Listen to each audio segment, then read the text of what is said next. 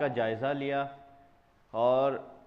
جب دیکھا کہ حر کے مشورے کے مطابق کہ جب حر نے یہ کہا کہ آپ کوفہ نہیں جانا چاہتے تو کوفہ نہ جائیں، اور واپس جانا چاہتے ہیں وہ بھی نہ کریں، آپ نہ ہی واپس جائیں نہ ہی کوفہ کی طرف جائیں، لیکن اپنا راستہ چینج کر لیں، یعنی ایک تیسرا راستہ حر نے بتایا، اور اس تیسرے راستے کے مطابق امام حسین علیہ السلام نے اس مشورے پر عمل کرتے ہوئے حر کے اور اس پہ مصالحت کرتے ہوئے امام حسین علیہ السلام نے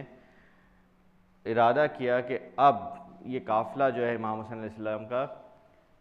قادسیہ اور عزیب، یہ دو منازل ہیں، عزیب قادسیہ کا ذکر ہم پہلے ہی کر چکے ہیں اور عزیب کا بھی ذکر آئے گا، ان دونوں منازل سے کچھ بائیں طرف ہٹتے ہوئے اس راستے کی طرف امام حسین علیہ السلام نے سفر باندھا۔ اب اس سارے سفر کے اندر یہاں سے آگے حر جو ہے امام حسین علیہ السلام کے ساتھ ساتھ ہے، جہاں جہاں امام حسین علیہ السلام کا قافلہ جا رہا ہے وہ حر اپنے دستے کو لے کر ان کے ساتھ ساتھ ہی چل رہا ہے۔ وہی بات ہے، حر کا دستہ جو ہے وہ تقریباً 1000 سپاہیوں پر مشتمل ہے، امام حسین علیہ السلام کا ایک چھوٹا سا قافلہ، لیکن یہ دونوں قافلے ساتھ ساتھ چل رہے ہیں۔ حر ابن زیاد کے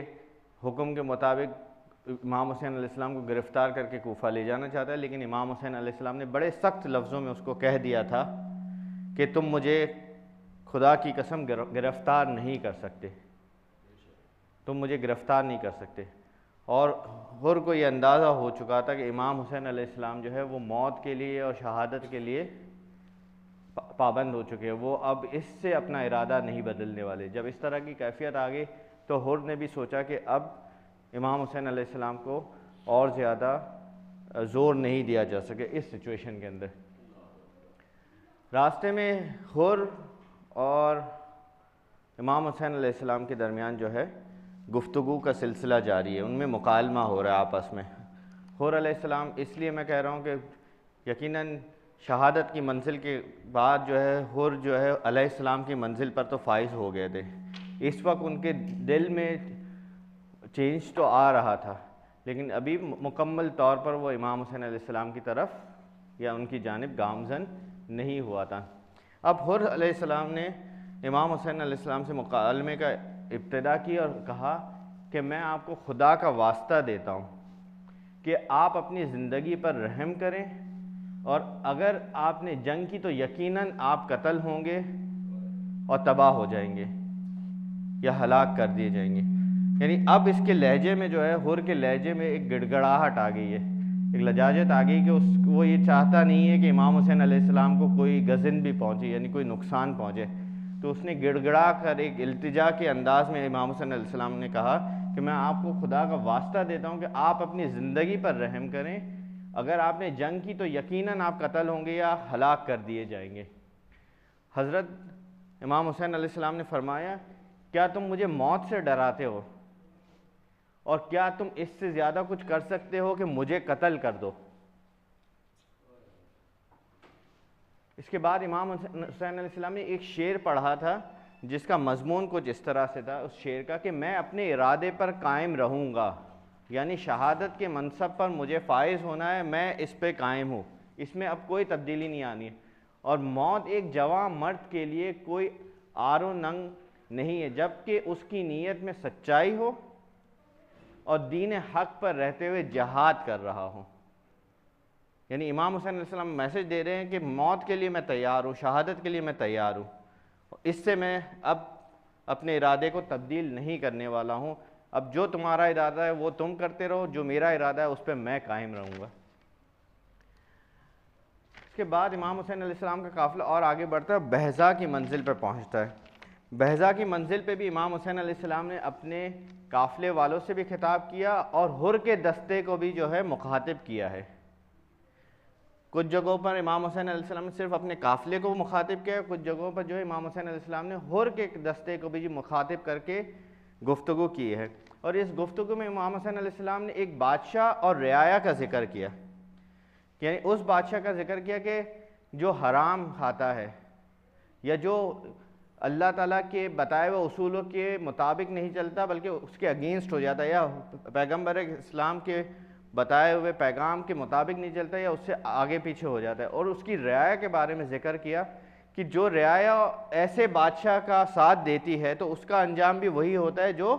اس بادشاہ کا ہوتا ہے. تو امام حسین علیہ السلام کے جو الفاظ تھے وہ کچھ اس طرح سے تھے کہ اے انسانوں، پیغمبر اسلام نے فرمایا کہ جو شخص کسی بادشاہ کو دیکھے کہ وہ ظلم و جور کرتا ہے، حرام کو حلال بناتا ہے، خدائی عہد و پیمان کو توڑ دیتا ہے، سنت رسول کی مخالفت کرتا ہے اور بندگان خدا میں معصیت کا طریقہ اختیار کیے ہوئے ہے، مگر یہ شخص ان باتوں کو گوارا کرے اور اصلاح کی کوشش نہ کرے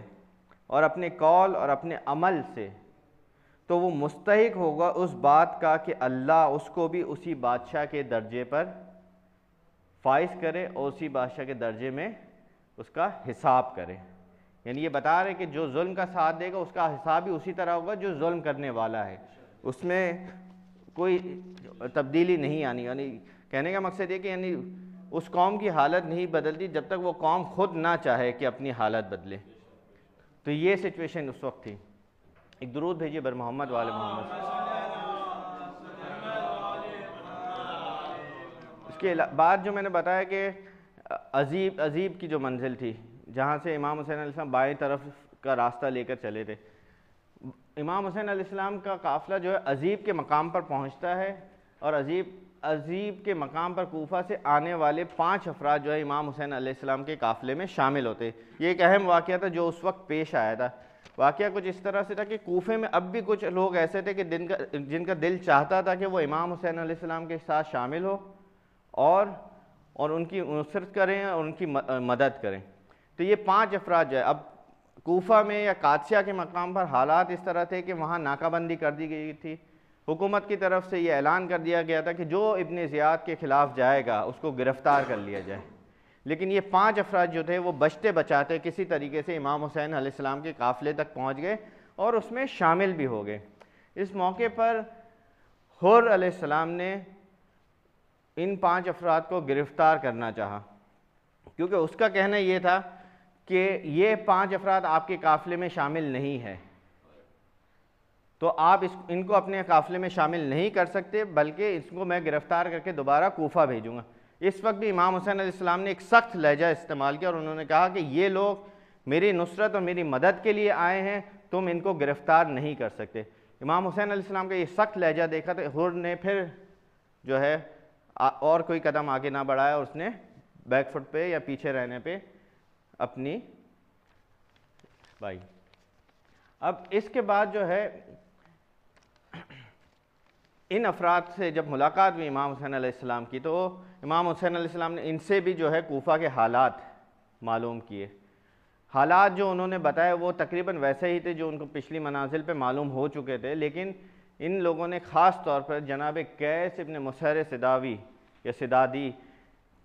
کی شہادت کا ذکر کیا. جب ان کی شہادت کا ذکر آیا تو امام حسین علیہ السلام کی آنکھیں ڈبڈبا گئیں، یعنی ان کی آنکھوں میں آنسو آ گئے تھے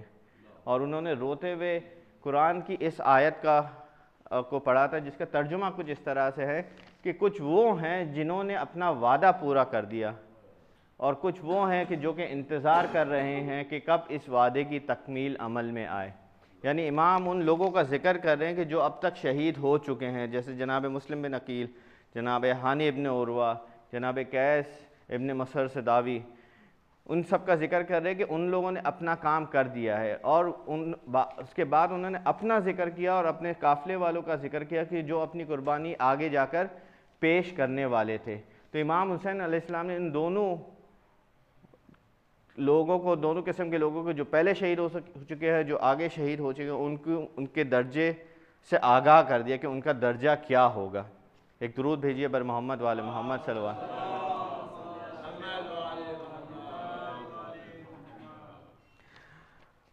میں اس کے بعد جو ہے اب کربلا کی منزل جو ہے بہت قریب ہے امام حسین علیہ السلام. یہ جو سارے واقعات ہو رہے ہیں یہ پہلی محرم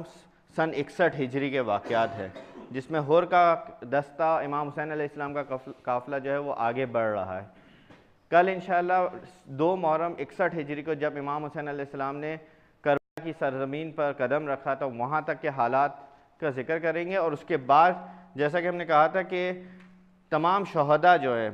عدداً بنی ہاشم قبیلے کے، ان کا ذکر کیا جائے گا۔ تو کل سے جو ہے ان شہداء کے ذکر، یعنی ان کے حالات کیا تھے، وہ کون تھے، کیا تھے، کس قبیلے سے، ان کا حسب نسب کیا تھا،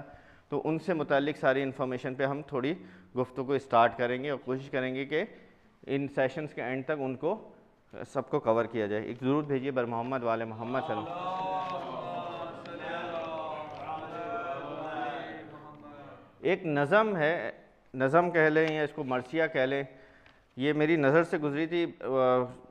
کسی نئے شاعر کا کلام ہے، ان کا نام تو مجھے نہیں پتہ ہے، لیکن نظم مجھے کافی اچھی لگی تھی، تو یہ میں پڑھنا چاہوں گا آپ لوگوں کے سامنے۔ مثل علی بتوں کو گرایا حسین نے، مثل علی بتوں کو گرایا حسین نے، کسر یزیدیت کو ڈھایا حسین نے۔ ذلت کی زندگی سے عزت کی موت بہتر، ذلت کی زندگی سے عزت کی موت بہتر، یہ نغمہ حیات سنایا حسین نے۔ پیاسا شہید ہو گیا زہرا کا لاڈلا،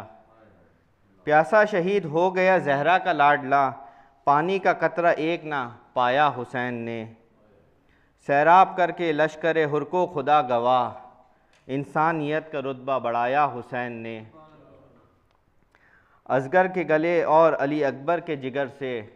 بزم حیات کو ہے سجایا حسین نے۔ دریا پہ قلم ہو گئے عباس کے بازو، دریا پہ قلم ہو گئے عباس کے بازو، وہ معجزہ وفا کا دکھایا حسین نے۔ ارکان دین منہدم ہوتے تھے دھوپ میں، ارکان دین منہدم ہوتے تھے دھوپ میں، اپنی ابا کا کر دیا سایہ حسین نے۔ زندہ رہے گا دین خدا تا قیامت، زندہ رہے گا دین خدا تا قیامت، اسلام کو حسین بنایا حسین نے۔ روتا رہے گا قاری قرآن حسین کو، قرآن جو نیزے پہ سنایا حسین نے۔ روح یزید آج تلک ہے بھٹک رہی، روح یزید آج تلک ہے بھٹک رہی، کہتا ہے کون چین پایا حسین نے۔ خاموش کیوں ہو ظالم و جابر کے سامنے، خاموش کیوں ہو ظالم و جابر کے سامنے، پیغام یہ نانا کا سنایا حسین نے، پیغام یہ نانا کا سنایا حسین نے۔ بر محمد وال محمد۔